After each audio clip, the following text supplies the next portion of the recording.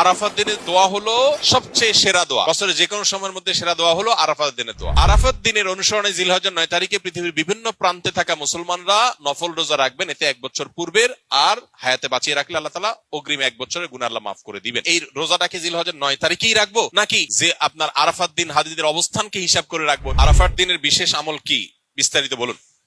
আরাফাত দিনের আমল যারা আরাফায় অবস্থান করছেন তাদের জন্য একরকম, আর আরাফাত দিনে যারা আরাফায় অবস্থান করছেন না, বিশ্বব্যাপী বিভিন্ন জায়গায় আছেন, তাদের জন্য ভিন্ন রকম। যারা আরাফা অবস্থান করছেন, নবী আলাইহিস সালাম বলেছেন খায়রুদ দুআ দুআউ ইয়াউমি আরাফা। এই হাদিসের এই অংশটা যদিও আম, এখান থেকে আরাফাত দিনের দোয়াকে নবীজি বলেছেন আরাফাত দিনের দোয়া হলো সবচেয়ে সেরা দোয়া।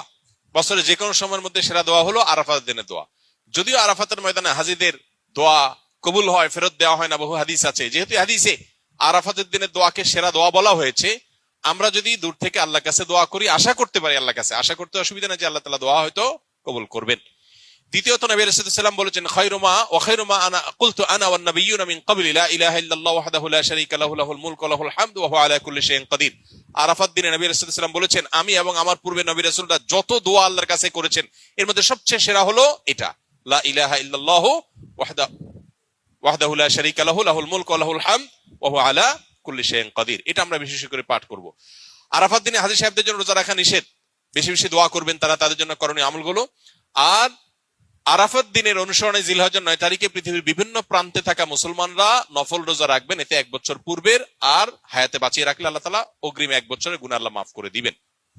এজন্য আরাফাত দিনে নফল রোজা রাখবো ইনশাআল্লাহ। এই দোয়াটা কি এই রোজাটাকে জিলহজের 9 তারিখেই রাখবো নাকি যে আপনার আরাফাত দিন হাজিদের অবস্থানকে হিসাব করে রাখবো? এটা নিয়ে দুই রকমের